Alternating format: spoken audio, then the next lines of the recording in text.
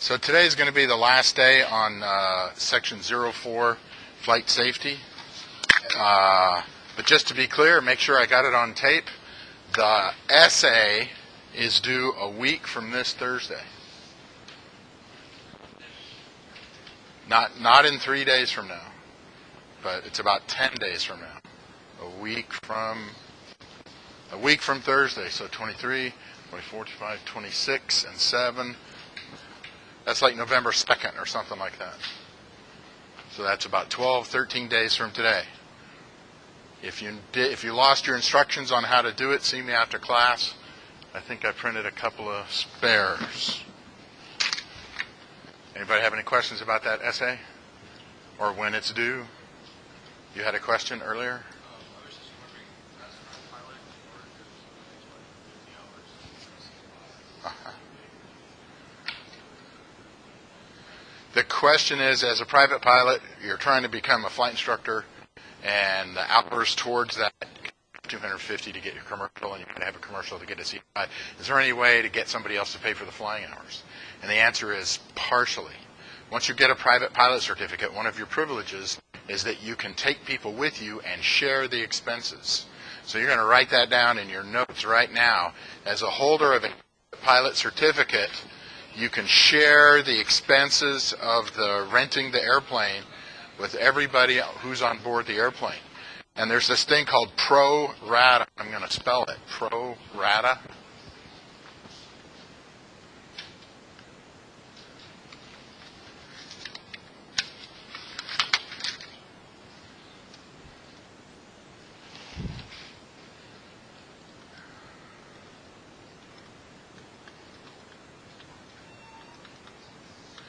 This word is actually in the FAA regulations. It means you have to share the expenses equally. That is, let's say you go up with another person and you rent a Cessna 152 and it's $100. You can't pay $1 and then the other person pays $99. Back when I learned how to fly, that was legal. You just had to share the expenses. But they changed the regulations across the last 40 years. And so now you can't do that. You have to equally share the expenses. Does the other person have to pay? No, you can pay all of it yourself, or you can pay more than your share. Good question. So, no. So, to answer your question, Jaron, while you're working up enough flying time, you can go flying and then share the expenses equally with other people.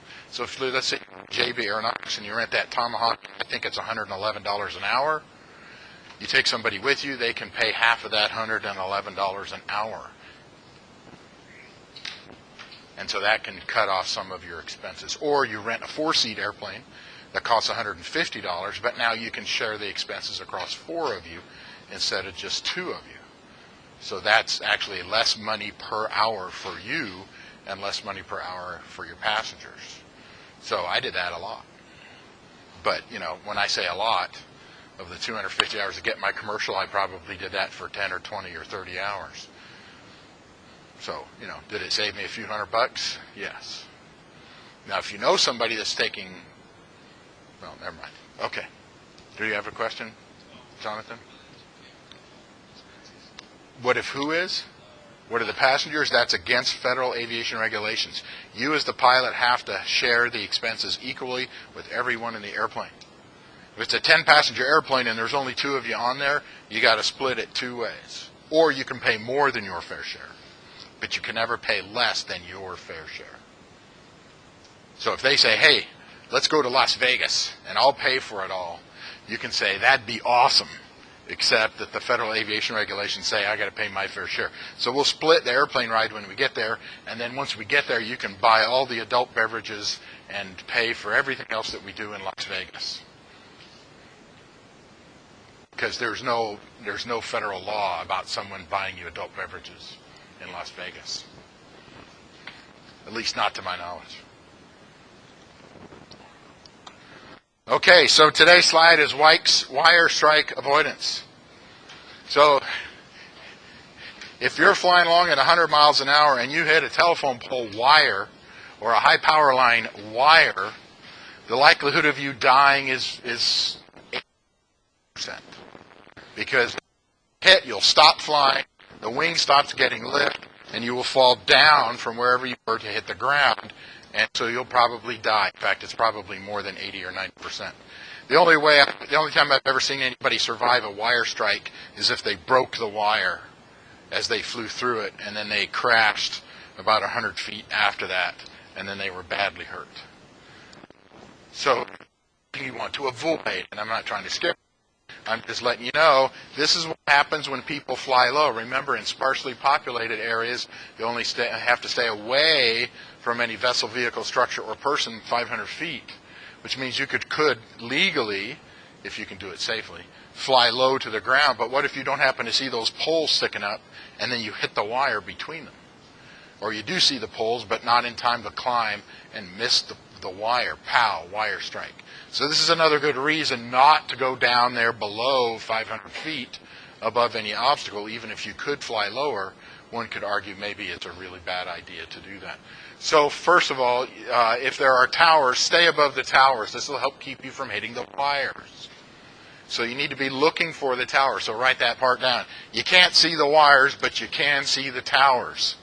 And the most likely time this happens for a safe airplane pilot is if you have an engine failure away from an airport and you're having to do an engine out landing for real out in the middle of somewhere, and that's going to, and problem, if you're 1,000 or 2,000 feet up and you're looking down, you might not be able to see the telephone poles very easily, and you might decide to land on a road, and then when you get down to 500 feet, you go, oh no, the road has telephone poles. And now I have to avoid the poles and the wires.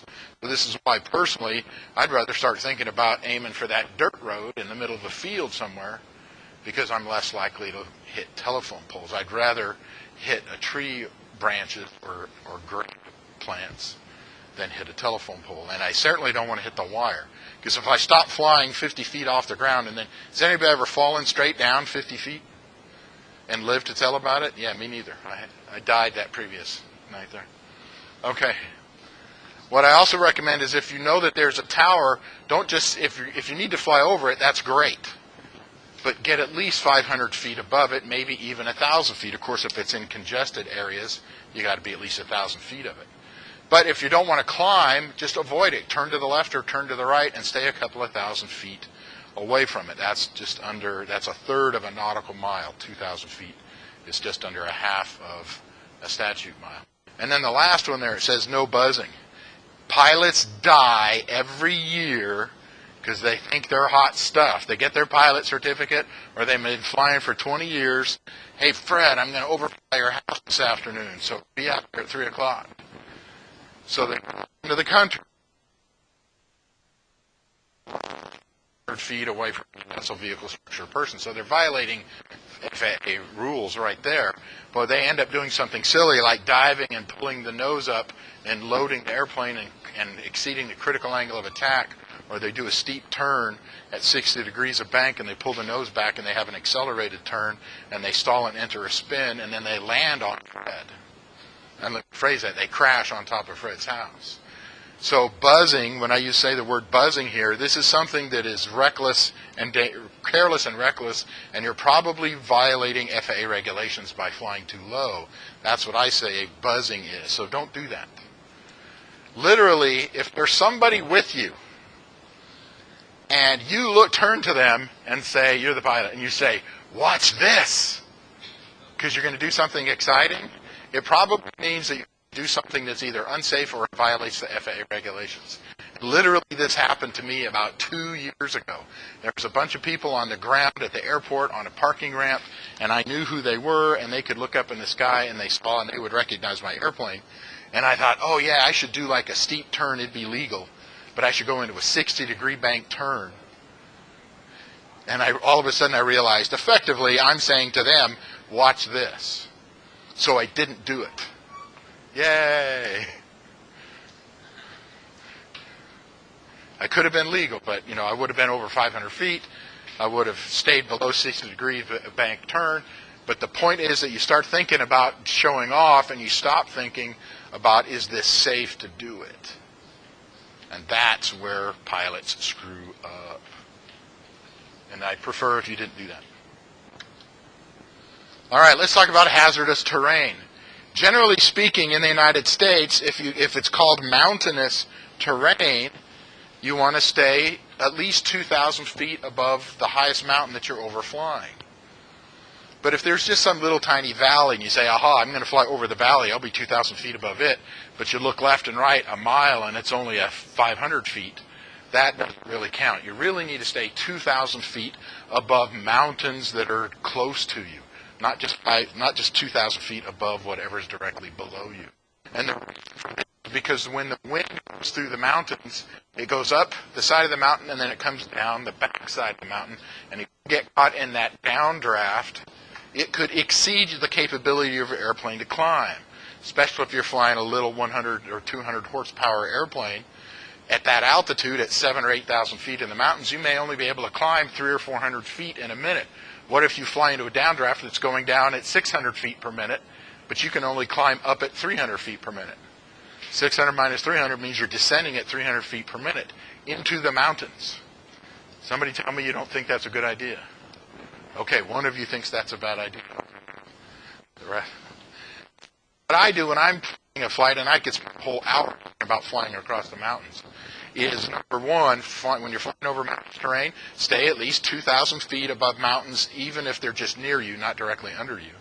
And number two, aim to do it early in the morning when the wind is a low velocity, when it's low wind, because that'll make the effect of downdrafts a whole lot less. Okay. This next one here, high enough to glide to a safe landing, you can apply that to whether it's mountainous terrain or whether it's water or any other, I'm trying to think of hazardous terrain that's not mountainous or water. In any case, high enough, if you can, stay high enough so that if the engine quits, you can glide to a place where you can land safely. Let's just say, for fun, we take off out of some international airport and we decide we're going to go to Las Vegas. That actually is an international airport. International. Take off, get down to where bikes and turn to go true east, which is 13 degrees less than east, so that'd be about 077. And you go straight across the mountains. You can, if you climb up to 11,500 feet, you can stay about 2,000 feet above the highest mountain that you're going to be near. And then on the way back, you climb to 12,500 feet and come back at 12,500 feet. But there's a big chunk of the Sierra Nevada is actually wide. It's very, very long, but it's wide. And there's a lot of time in there. If the engine quit and you're only 2,000 or 3,000 feet above the ground, you're going to end up landing on the side of a mountain, which in the daytime you can at least see what you're doing and try to avoid the big rocks and the trees. Doing it at night is another issue. So why don't we put that in here? Right underneath high enough to glide to safe landing. Number one, do it in the daytime. That way, if you do have to land, you'll be able to in the mountains. Because, around here, things are flat. In the central San Joaquin Valley, it's true I might hit a ranch, and it's true I might hit power lines. But if I look for a dark patch, the worst I'm going to do is going to be an almond orchard, and I'm going to land in the middle of the trees. I'm probably going to survive. But flying straight into a piece of granite rock in the middle of the night, because I don't see it, you probably will not survive. So I try to only fly over this terrain and in the daytime. But this also, a couple of high enough to glide to safe applies whether you're going over the water. So, for instance, there's an airport in Catalina Island down in Los Angeles. It's about 20 miles or so off the coast. Well, let's say your airplane, if it descends at a 10-to-1 ratio and you're at 5,000 feet, 5 times 10 is 50,000 feet. That's 10 miles. Okay, so that means if I climb to 5,000 feet and the engine quits, I could glide forward 10 miles or I could turn around and go back 10 miles. Yeah, I'd probably go to 6,000 or 7,000 feet, and that way, if the engine quits, even if I'm exactly halfway, I'd still be able to glide to Catalina Island. I'd have to land on the turn around and fly back to Los Angeles. Again, I might have to land on the beach because there's no airports there. At least I wouldn't a long. Now, that doesn't work out very well, let's say, if you want to fly to Hawaii in your Cessna 172. You're going to be farther than gliding distance. But if you can, let's say you're going to fly over Lake Tahoe up past Sacramento and to the east of Sacramento. Lake Tahoe, it's a big, wide lake. I think at some place it's 10 miles wide, so maybe it ought to be at least 3,000 feet above the level of the lake. Okay. Do you have to do that? No. Is the FAA going to be mad if your engine quits and you're only 1,000 feet above it? No. It's just whether or not, do you have a life raft with you? No. Okay, then I think it's kind of nice to climb up high enough so if the engine fails, you can at least get to the beach. But hey, that's me. If you're going to fly over the water, and one could argue whether you're within gliding distance or not, now it's a really nice idea, not required by the FAA as a private pilot, but to wear inflatable life vests, and have everybody put them on. I did this. I went for a flight from New Orleans to a little tiny island in southern Alabama, and we were going to be over the water almost the entire time. And so I bought a couple of life preservers that you could wear, and they're inflatable. They're between $75 and $200, depending on how nice ones you buy. My passenger and I wore them the whole time, and after we got up there, I actually briefed. Climbed up to still we were going to be probably too far to the beach. The good news is I can always call somebody on the radio, and I've got my spot detector. I can push the button and have it transmit where I am. And we briefed in case of ditching. This is what we're going to do. We're going to turn towards land, set up glide, and we don't talk too much about ditching, but normally ditching in little airplanes, you open the doors and shove somebody's shoe in it because you're going to be swimming. So don't worry about taking off your shoes. You shove a door in. That when the airplane hits the water and it crunches a little, the doors aren't stuck closed. Think about how little fun that would be. You're inside of a little tiny airplane, and now it'll probably float for several minutes. It might even float for a half of an hour. But in the airplane I fly, it's a high-wing airplane. It's going to sink down to the wing, gets to the water level, which means you'd be under the water. So I like being able to not have the doors jammed shut. So that's a good thing, is open the door. Because you remember, the airplane, the wind's going by at 70 or 80 miles an hour. So the door only wants to open a few inches. You open a few inches, shove a shoe in there on both doors if you have two doors. All right, we're not going to go into more over water stuff. But if you're going to fly over hazardous terrain, there's things you can do to reduce the negative consequences if the engine quits. All right, next I want to do is I want to talk about taxiing into the wind. So taxiing is on the ground. We're talking about moving around on the airport to and from between your parking spot and the runway, and from the runway back to your parking spot. So what you don't want is to have, if the wind is only 5-10 miles an hour, it doesn't matter too much. But you want to get into this habit pattern. So even if the wind is only 6 or 7 miles an hour, you're still going to practice this. And literally what could happen is the wind could come by and lift up one wing and push the other wing down into the ground. So you don't want the airplane to get damaged. So this is generally what you do here. So here is an airplane. Let's see if I can get all set up here. So here's this airplane. If the wind is coming from the front, and so that means it's coming in this direction or in this direction, or obviously in the front. If it's coming from the front, then you turn your aileron into the wind. If here's your instrument panel, and here's your control wheel, and here's your control wheel, if it's this one right here, you turn the aileron into the wind. So now it looks like this. So you turn the aileron into the wind, but as far as pulling it back or pushing it forward, you keep it neutral. So if you look back at the tail of the airplane, here's the horizontal stabilizer, and then here is the elevator. So you keep it at neutral elevator. And what that'll do is, if you're flying in this direction, and the wind comes and hits you this way, you're actually trying to push that wing down and lift this wing up. Remember with the aileron right here? So you're actually trying to push this wing down so the wind can't pick it up. So if the wind was coming in this direction, and here's our control wheel, we would turn the aileron into the wind, but neutral elevator. So did I lose anybody there? You're not sure which direction the wind is blowing? Then it would be better to keep things neutral. But if the wind is blowing 10 or 20 miles an hour, look for the dust, look for the flying grass. and we're going to look at it. There's indicators on the airport like a wind sock. Look for the wind sock. Even at Reedley International Airport, there's a recorded radio transmission that a computer is measuring the wind and the direction. So it's going to tell you which way the wind is blowing, even at a little tiny airport like Reedley.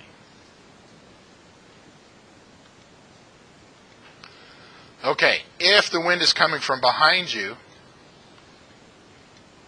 you're effectively going to dive away from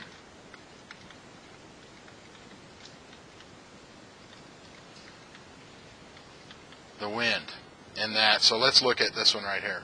If the wind is coming from the back, from behind, and from the left, so here's my instrument panel, here's my control wheel.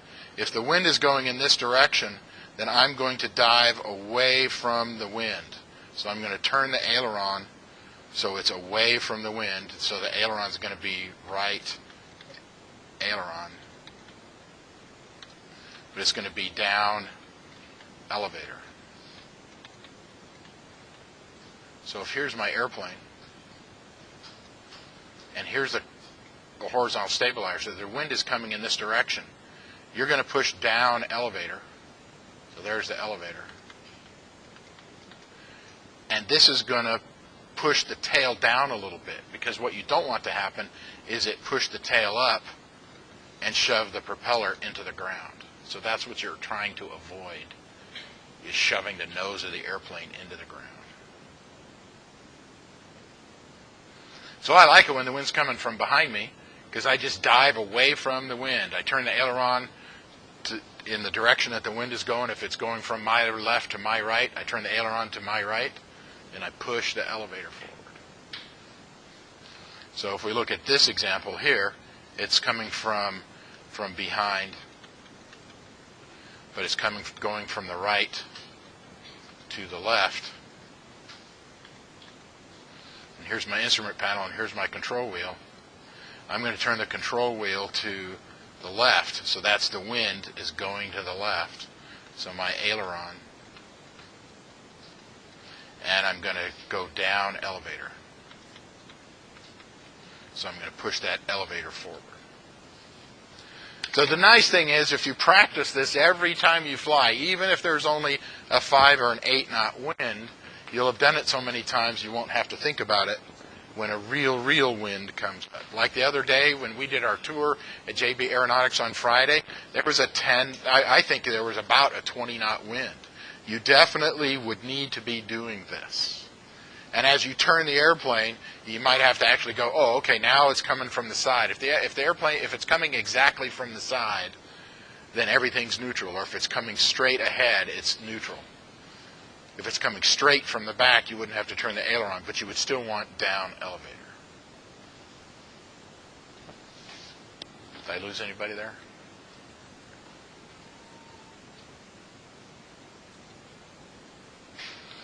All right, when you're in flight training, sometimes you're going to be flying the airplane and sometimes your flight instructor is going to be flying the airplane. And there needs to be a method whereby the flight instructor and you as the student pilot always know who is actually manipulating the controls, who is flying the airplane. So you never just hope the other person is flying the airplane. You never just think that the other person is flying the airplane. If you need to, for any reason, to stop flying the airplane because you got to get out your Diet Mountain Dew and pastrami sandwich, then say, hey, you take the controls, and then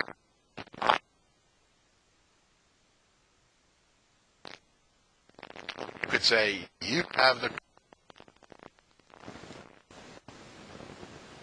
and then I can let go, and I can get out Diet Mountain Dew and my pastrami sandwich and my napkins, because the pastrami is really messy,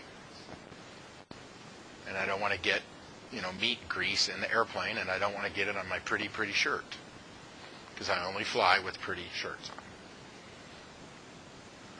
on. Another technique, which you don't have to write it down for testing purposes, you can write it down if you want, is what some people do is when they take the controls and they say, I have the controls, they'll actually wiggle the aileron a little bit.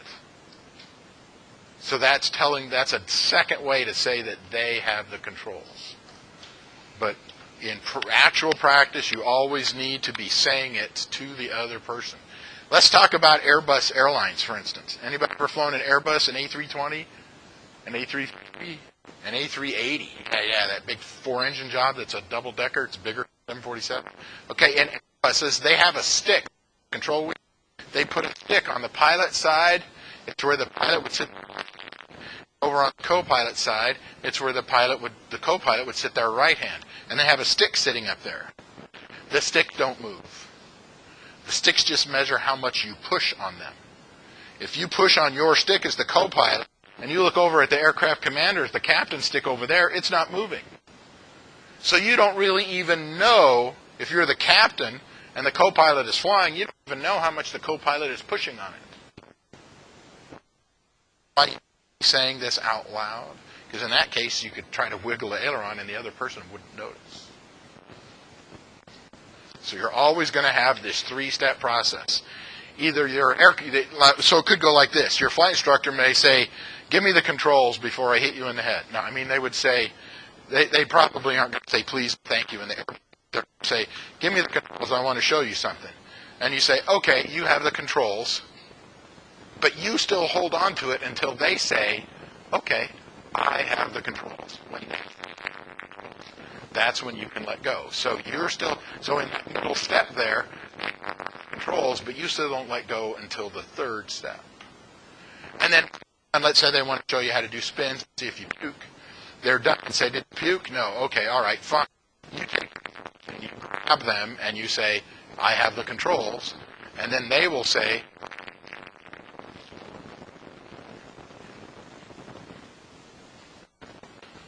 it's 10 or 50 times more critical in helicopters that you do this. Because if you let go of the controls just flop over and the helicopter rolls upside down and you die. In airplanes, it's a lot more critical if you're coming into land. If nobody's flying the airplane for a second or two. In cruise flight, it's not that big of a deal.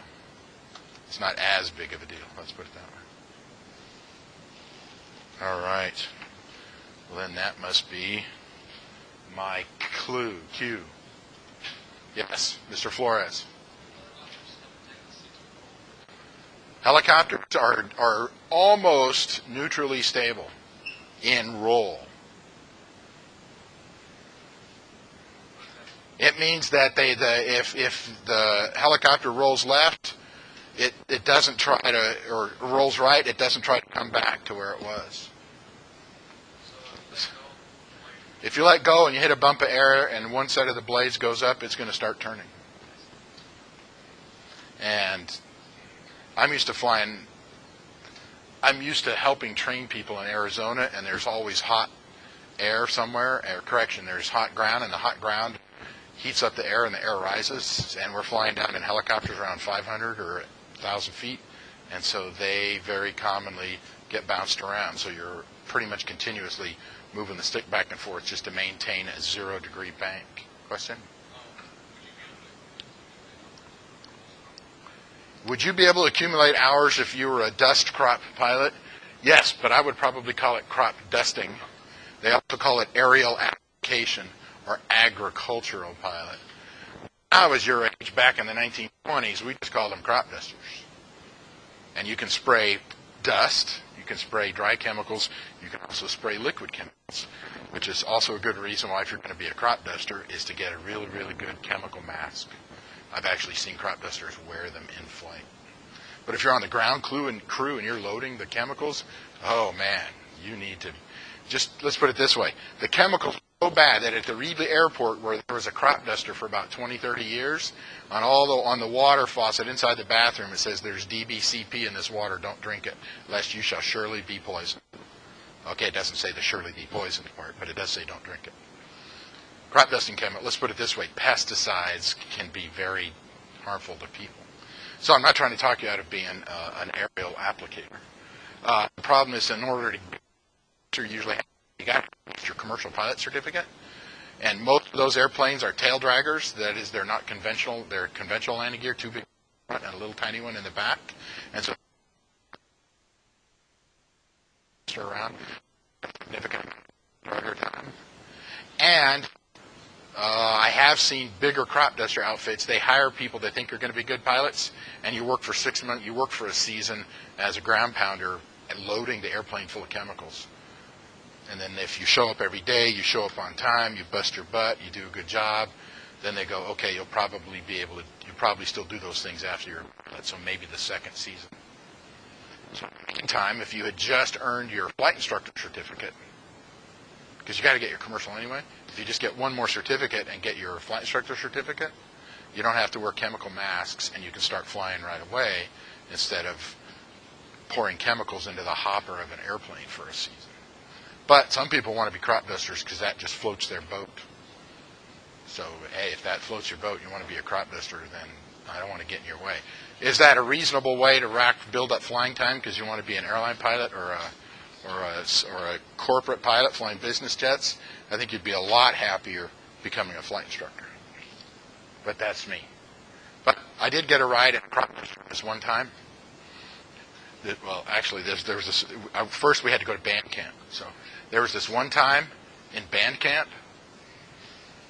Okay, this one time I got a ride in a crop duster, and I swear, we climbed up to about 100 feet and leveled off, and we're just like flying. And he was going back and forth, trying not to fly over farmhouses.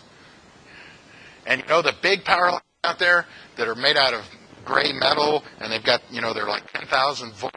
Well, you fly under those if you're a crop duster.